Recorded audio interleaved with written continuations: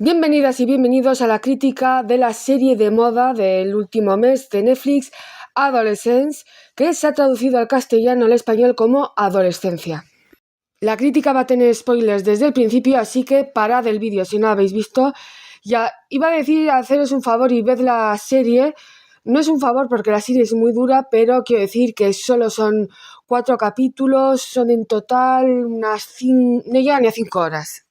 Y la he visto por recomendación de un amigo y porque no paraba de ver en todas las redes sociales, en revistas, críticas, teorías, detalles de la serie. Ha sido casi imposible evitar los spoilers, imposible. De hecho, a mí me hubiese gustado ver ese primer episodio a ciegas, ya que el que o la que haya podido ver esta serie completamente sin saber qué pasa en la serie, podía creer que la policía ha pegado ahí una cagada, es abuso policial, abuso de poder, tal y como entran a la casa familiar y como un chaval, pues como habla, de 13 años, va a ser un asesino. Pero bueno, esto de todas formas se nos confirma a los 45 minutos de ese primer episodio, donde se ve claramente cómo el chaval, el monstruo, mata de 7 apuñaladas a su compañera de clase. Antes de adentrarme en ese debate shakespeariano de la serie, he hecho una lista sobre todos los temas que creo personalmente que trata la serie, también a mi parecer de forma muy superficial. Temas: machismo, sexismo, feminicidios, violencia machista, no porn por venganza, cómo el no porn destruye los cerebros del espectador y romantiza la violencia sexual. Menores e internet, menores sin supervisión usando redes sociales e internet. Cómo esta nueva generación de internet, las redes sociales, ha destrozado también las mentes y cómo nos relacionamos con los demás, tanto en adultos como la generación Z, la alfa, y lamentablemente va a destrozar pues toda una nueva generación que es la generación beta, que son todos los bebés nacidos a partir de este año 2025. Transhumanización, que es también una consecuencia de lo anterior, el bullying, baja tolerancia al rechazo, relaciones familiares, relaciones románticas, relaciones sexuales, sexualidad en adolescentes, educación sexual en adolescentes, presunción de inocencia, brutalidad policial, epidemia de violencia y asesinatos entre menores en Reino Unido. Y este es un tema que luego lo voy a hablar. ¿Por qué lo voy a hablar? Porque llevo viviendo como migrante en Reino Unido casi 10 años. Eclosión generacional y las crisis que surgen de lo anterior, tanto educativas como de valores. Amistad, crianza y modelos de crianza, consecuencias de un crimen en el entorno del asesino, en este caso en el entorno familiar del psicópata, del niño. ¿Cómo una serie que abarca tantos temas puede quedar, a mi parecer, tan superficial? Técnicamente es una maravilla. De hecho, ha habido varios planos secuencias que ha sido mi hermano el que me ha tenido que decir. ¿Te das cuenta que el plano en el tercer capítulo con el niño, por decir una cosa, y la psicóloga es un plano secuencia? Ni me había dado cuenta porque estaba absorbida en el diálogo. Las interpretaciones increíbles, Stephen Graham en inglés, Stephen Graham en castellano, todo lo que toca lo convierte en oro. Además es uno de los productores y es uno de los guionistas. Y fijaos que yo le he visto también en muchísimas películas, hace teatro y le sigo, siempre le voy a conocer como el amigo de Turco en Snatch, Cerdos y Diamantes. El actor que hace el de chaval, creo que se llama Owen Cooper. Espero que este chaval no tenga consecuencias porque lamentablemente actores y actrices adolescentes que interpretan un papel que tiene gran repercusión, luego a la hora de continuar con su vida de adolescente no les suele ir muy bien. El policía lo interpreta Ashley Waters, que si os gustan las series de Netflix o que se pilla Netflix y luego las revienta como ellos bien saben hacer, es Duchesne de Top Boy. Por cierto, os la recomiendo también, Top Boy. Antes de adentrarnos, como he dicho antes, en esa preguntan ese debate shakespeariano, ¿cuál es ese debate shakespeariano? Sí o si no es un psicópata el protagonista.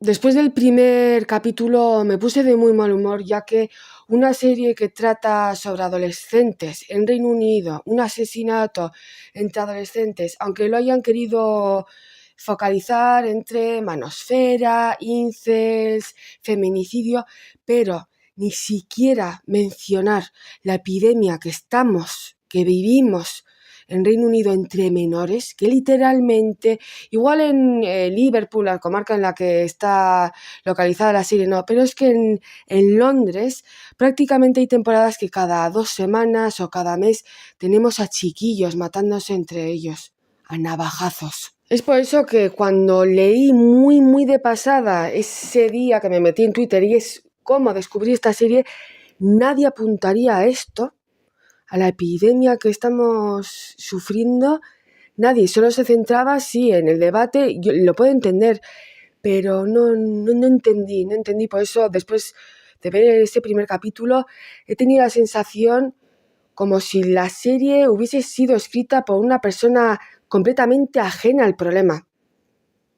Que probablemente Stephen Graham, tanto los productores, los guionistas, vivan en zona muy buena o zona no conflictiva. Yo he vivido, ya no vivo, pero he vivido en zona conflictiva de Londres y sé lo que es la realidad. Así que no mencionar nada, ni una crítica, ni nada, me ha parecido terrible y muy hipócrita. Pero ya sabemos lo que hace Netflix con los temas duros, crudos de verdad. Te los mete en un filtro para venderte un tipo de propaganda, de valores, que exactamente esto pasó con Top Boy. Las 2 o 3 primeras temporadas son verdaderamente la esencia de Top Boy, Londres, zona muy chunga de Londres, muy conflictiva, de drogas. La cancelaron, la cogió Netflix y vendió pues cierta propaganda, pero bueno, técnicamente, como he dicho antes, no es sobresaliente, pero es una serie muy buena, cómo juega con los tempos. Luego voy a mencionar también simbología de muchísimas escenas, detalles que igual no caes cuando estás absorto en esos planos secuencias largos, que también esto está hecho aposta para que la gente no caiga en ciertos detalles y se tenga que verse obligado a ver ciertas escenas. A nivel interpretativo, espectaculares todos. Me quedo sobre todo con esa última escena del padre de Stephen Graham, cómo entra al cuarto de su hijo una persona ya para él desconocido, porque se da cuenta cuando rompe a llorar, es la realización de que no lo ha hecho bien como su padre y ha perdido a su hijo. Llora y además, fijaos cómo arropa a su peluche, no sé si es un conejito o un osito, cómo la arropa y dice: lo siento, hijo. Esa escena es terrible, es desgarradora. Es desgarradora porque fijaos cómo el padre hasta esa última secuencia, él no podía admitir que su hijo es un asesino, que mató de 7 puñaladas a esa niña. No lo podía aceptar. Hay mucha simbología, por ejemplo, en ese tercer capítulo, todo ese plano secuencia, del cual no me había dado cuenta, me ha tenido que ser mi hermano el que me ha apuntado. ¿Te has dado cuenta ese super plano secuencia? El detalle del sándwich. Yo ni siquiera me había dado cuenta, esto lo leí a priori antes de ver la serie. El detalle del sándwich es una forma muy sutil de decirnos, tanto del director, de los guionistas, que el chaval es un psicópata. Come el sándwich para controlar a la psicóloga. No tenía hambre, él lo reconoce, pero lo come pues porque sí, porque puede. Porque él mismo reconoce que él es el que manda. Tú trabajas para mí. Ella misma le dice: no, tú no mandas sobre mí, yo estoy aquí para hacer mi trabajo. Pero luego él mismo se contradice porque no puede llevar a cabo hasta el final ese discurso de: bueno, es que ella, la niña, era una puta, una zorra que me hacía bullying y pues bueno, pues que yo no lo hice, yo no le maté de 7 navajadas. Pero ¿cómo sabes que son 7? No, pues porque se le caía el argumento. Otro detalle, e igual esto es paranoia completamente, en el segundo capítulo y al final del segundo capítulo, cuando el sargento, en esa carrera patética, yo creo que eso es un guiño también a su personaje de Duchesne en Top Boy, correr, corazón. Para los y las que habéis visto Top Boy ya sabéis a qué detalle me refiero.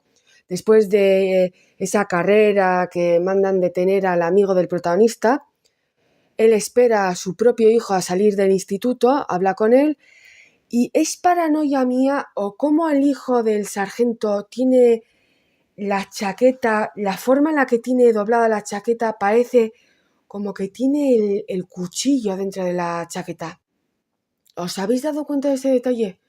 Está hablando con el padre y guarda cierta distancia y cómo tenía agarrada la chaqueta y cómo deja la chaqueta en el asiento trasero cuando le pregunta el padre, hijo, venga, que te invito a unas chips que dicen aquí. Y dice el hijo, vale, venga, vamos. ¿Cómo deja la chaqueta? Yo pensé, ¿no tendrá algo que ver el hijo del sargento? Él, sabemos que no ha sido él, pero ¿no tendrá algo que ver también con el asesinato de la cría? De Katie, creo que se llamaba. Y enganchando con esto mismo, fijaos que casi no me acordaba del nombre de la víctima, Katie. Y esto va íntimamente unido a lo que dice la sargento en el segundo capítulo, le dice a su compañero cuando están en el instituto, en ese capítulo que es completamente caos. Creo que también es un plano secuencia y es una forma muy teatral de explicar cómo el sistema educativo a nivel mundial, pero a nivel particular en Reino Unido, está colapsando. Fijaos cómo los alumnos no respetaban tampoco a los profesores. Esto es parte, en cierta parte, culpa de los padres. No me voy a meter porque lamentablemente no he podido ser madre, pero veis cómo tiene mucha simbología, muchísimas escenas. Pero a lo que iba, fijaos que no me acordaba casi del nombre de la víctima. Esto va íntimamente unido a lo que le dice la sargento a su compañero. Le dice, ¿sabes lo que más me joroba de estos casos? Es que se van a acordar la comunidad, la sociedad de la gente del asesino y no de la víctima. Y es que esto es lo que se vive. Vivimos en una sociedad que prácticamente desde los 70 glamoriza a los asesinos y sobre todo a los asesinos en serie. Y yo entono el mea culpa porque yo veo todo el rato películas, documentales, programas de asesinatos. Glamorizamos el asesinato y nos acordamos del perpetor, no de la víctima ni de la familia de las víctimas. Y fijaos que esto es una profecía de autocumplimiento que dice la sargento. Se ha visto en mí, fijaos que no me acordaba casi de la víctima, y si os dais cuenta en el resto de los capítulos, ¿qué sabemos de la víctima, Kitty? Aparte de que tenía una amiga, Jade, esa pobre chavala que le mete una paliza a uno de los amigos del asesino. La pobre chavala confiesa que era lo único que tenía, su amiga, nadie le entendía más. ¿Sabemos algo de la familia de la víctima? Nada. ¿La familia del asesino se acuerda o habla de Katie o de la familia? En ese último capítulo, casi cayendo en el costumismo. Nada, de nada, de nada. ¿Hay un debate en redes sociales respecto a la víctima? Sí puede haber, pero no tanto. El debate shakespeariano, vuelvo a repetir, está centrado en si el niño, por no decir una barbaridad, es o no un psicópata, si nació o no nació así. Más simbolismos o simbología que hay en la serie y que yo he captado. Hay muchos más, pero al menos me fijé en ese último cuarto capítulo. Cuarto capítulo a mí se me hizo bastante pesado. Cae en el costumbrismo, que es, nos quieren hacer ver, nos quieren argumentar, nos quieren justificar que la familia es una buena familia, son buenas personas, que simplemente los padres, sobre todo él, se equivocaron a la hora de criar a su hijo y por eso el chiquillo, por ser rechazado, chiquillo por decir una cosa, va matando a puñaladas, 7 puñaladas, a chavalas que le rechazan. En ese cuarto capítulo, como he mencionado antes, que cae casi en el costumbrismo, esto es Es un recurso de series y de películas para dar al espectador, a la espectadora, una falsa serenidad. Fijaos que además esa escena del feliz cumpleaños 50, haciendo el desayuno, me recordó muchísimo, pero muchísimo, a la escena del desayuno de Breaking Bad, antes de saber Walter el diagnóstico. No voy a decir más, para los que queráis ver Breaking Bad, pero es que yo no sé si es también un guiño a Breaking Bad, pero bueno. Fijaos que también en esa escena donde van a ir a comprar pintura, el trabajador era otro degenerado. Además he visto, fijaos la frase, he visto fotos de la chavala. Fijaos cómo lo dice. Esto te viene a decir que degenerados y que muchas personas, hombres, pueden padecer síndrome del chico bueno, pueden aparentar ser buenos hombres y no. Tengo un vídeo, por cierto, en mi segundo canal sobre esto mismo, síndrome del chico bueno, lo recomiendo. Volviendo a la simbología que estoy empezando a descarrilar, es que hay muchos detalles de esta serie. A pesar de que le pongo un 3 o un 4, hay muchos detalles. Fijaos en esa escena donde se desquicia, es normal, porque nos dan a entender también que el padre, la madre y la hermana han intentado mantenerse unidos, pero no estaban confrontando sus emociones ni sus sentimientos. Tenéis a un hijo, un hermano que ha matado, la ha arrebatado a puñaladas la vida a una cría de 13 años y ha destrozado la vida de la familia, de la amiga y de la gente de alrededor, que vemos que en el instituto los chavales riéndose. También esto es otro tema que trata la serie, cómo los humanos están cada vez más desensibilizados hacia el dolor, hacia los asesinatos.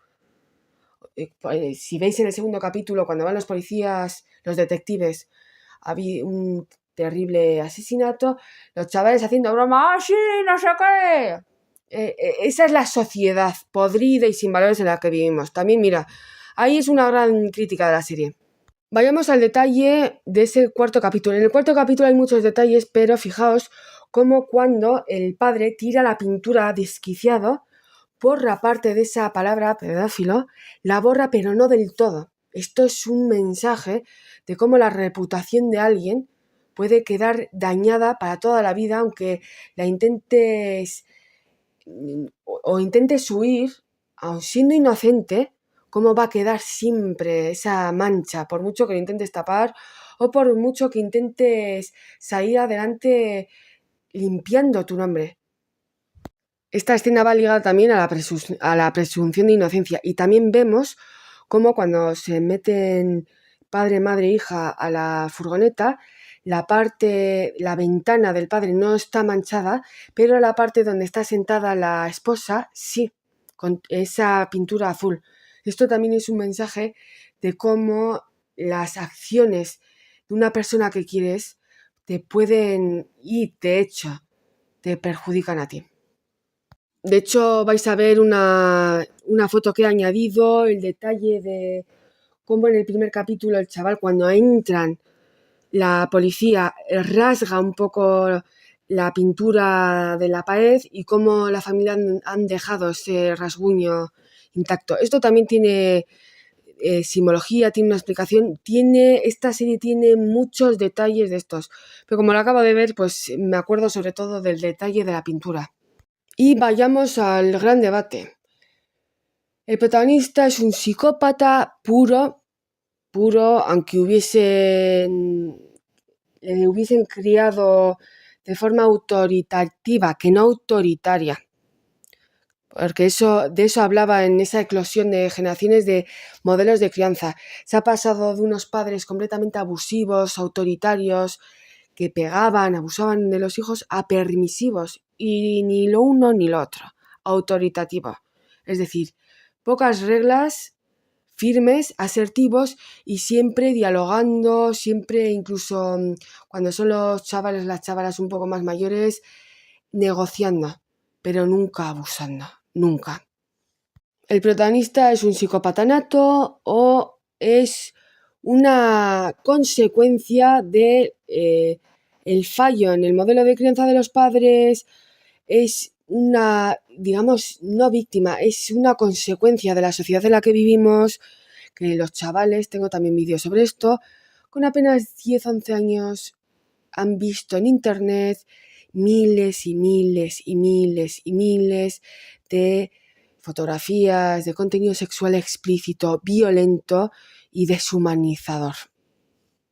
Exposición a internet, exposición a ciertos grupos, también influencia de las amistades, porque claro, igual pues presión social, venga, no vas a ser tú el único, venga, si es una fresca, tal y cual, venga, atácale ahora. Él mismo dice, porque estaba en situación de vulnerabilidad, pues me aproveché. No dice así, porque fijaos cómo en este tercer capítulo medía mucho el discurso, muchísimo, pero se le caía la careta cuando tenía esas repentinas olas de violencia y fijaos cómo atacaba a la psicóloga. Que vaya cara que se te ha quedado, ¿eh? ¿Qué piensas? ¿Que iba a decir algo importante? Como diciendo, ¿qué piensas? ¿Que te voy a decir que maté a esa zorra porque me rechazó y porque se lo merecía? Fijaos esos detalles en el discurso del chaval. Entonces, ¿qué pensáis? ¿Era un psicópata nato? ¿Era un psicópata más una mezcla multifactorial de crianza, presión popular, consecuencia de internet, en cómo internet, redes sociales están reventando la forma en la que nos relacionamos, la forma en la que sentimos y vemos y nos relacionamos con el mundo exterior? ¿Qué pensáis? O simplemente no hay una respuesta fija, o no hay simplemente respuesta, pasa lo que pasó, que es una de las teorías que muchas personas piensan. Esta serie te crea el debate o abre ese debate para dejarte con la incógnita, para dejarte un pozo para que este debate nunca se cierre. A mi parecer es una mezcla de psicopatía, nació psicópata. Digamos, ya sé que esto no es clínicamente objetivo y esto es una mamarrachada, pero digamos que nació un 70-75% psicópata, aun teniendo una crianza maravillosa, unos amigos sanos, sin toxicidad masculina, que creo que se dice en castellano, unos amigos que no eran misóginos ni machistas, en una sociedad en la que no habría violencia machista, feminicidios, el chaval hubiese seguido matando a su compañera por ser rechazado. Hay muchos factores, lo hubiese matado igual. Él eligió a su presa en el momento de vulnerabilidad, después de ese porno por venganza, en el que la chavala había mandado la foto de sus pechos a un otro hijo de su mamá. Decide que en el momento de más vulnerabilidad atacar, le rechaza, le humilla, él cree que es humillado socialmente a través de las redes sociales y se venga. Aquí la pregunta es, ¿se venga con ayuda de los amigos? No sé si habrá segunda temporada. ¿En qué bases fundamento mi argumento? Porque, para empezar, él estaba obsesionado con su padre. Pero, ¿por qué estaba obsesionado con su padre? Porque le tenía completamente manipulado y engañado. Fijaos que es el padre el último, en ese último capítulo, en darse cuenta que efectivamente su hijo es un asesino. Y él fue el que vio las imágenes. Cuando el matrimonio está hablando en esa cama, ella admite, es que hemos hecho horrores en la crianza de nuestro hijo. Yo estoy hablando en base a, haciendo, pues, ella no lo dice así, pero haciendo perspectiva, nuestro hijo ha quitado la vida de una niña de 13 años. Pero no sé, tú has visto las imágenes. Él ve las imágenes, la madre no, pero la madre se está dando cuenta que ha cometido fallos y que su hijo es un asesino. Pero el padre, aun viendo las imágenes, hasta esa última secuencia donde entra en su cuarto, no lo aceptaba. Yo sé que es muy duro, pero no lo aceptaba. Y esto es en gran parte porque su hijo le tenía completamente engañado. Otro detalle, a mi parecer, que nos brinda la serie de cómo este demonio tenía manipulado y maniatado psicológicamente al padre. Cuando el padre, la madre y la hija están volviendo de esa tienda, de ese arrebato del padre, la pintura, reciben la llamada del hijo. La aceptan desde la cárcel, no, desde, ya sabéis, centro de menores, la aceptan. Papá, feliz cumpleaños. Fijaos que el hijo no pregunta ni por la madre ni por la hermana en ningún momento. Bueno, ¿qué tal tu cumpleaños? ¿Algo especial? Y el mismo padre le reconoce pues que básicamente de forma muy indirecta está teniendo un día de mierda. Al hijo le da igual y le dice, papá, bueno, es que te iba a decir una cosa. Bueno, no, mejor no te la digo. Mejor no te la digo. Y dice el padre, no, por favor, hijo, olvídate de que es mi cumpleaños, por favor, dímelo. Y ahí le reconoce al padre que va a cambiar su declaración, que se va a declarar culpable. Y aquí es donde hablan la madre y la hermana. Ah, ¿que vas a cambiar? Y dice el hijo, que estaban escuchando mamá y... no me acuerdo cómo se llama la hermana. Fijaos que él no contaba con la madre ni con la hermana para nada, pero no solo porque él considera inferiores a las mujeres, sino porque sabía que a la madre y a la hermana no las tenía tan engañadas.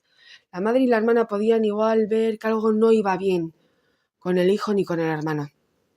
Conclusión, se me ha hecho la crítica larga, pero bueno, es que la serie, con la cantidad de temas que toca, que habla o que intenta hablar de forma muy superficial, era necesario hacer un vídeo largo.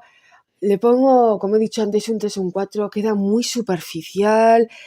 Es otra serie, una más que se centra en toda la psicología, debate en torno al psicópata, al asesino, no en la víctima, ni en la familia de la víctima, en el entorno de la víctima.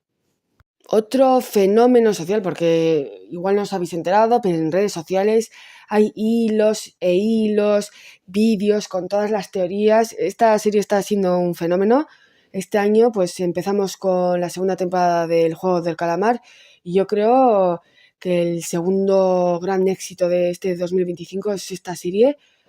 Pero otra serie, vuelvo a repetir, que se centra en toda esta glamorización del asesino, una vez más. Se me queda, no sé si habrá segunda o tercera temporada, se me queda muy superficial. Yo puedo entender que no han querido hacer una serie con mucha, digamos, pulpa británica, muy ligada británica, hablando de los problemas británicos. Lo han querido internacionalizar o globalizar más para que el debate se extienda a otros países, pero vuelvo a repetir, no mencionar nada sobre la epidemia de asesinatos entre menores, la violencia con arma blanca entre menores del Reino Unido. Es que me pongo loca. No me ha gustado y vuelvo a repetir, se están focalizando, están centrando la atención una vez más, y eso que la serie la están poniendo una obra maestra, en el asesino, en la psicología del asesino, no de la víctima, y del daño, del trauma, del dolor y del efecto a largo plazo y para siempre que deja un asesinato tan traumático. Suspenso.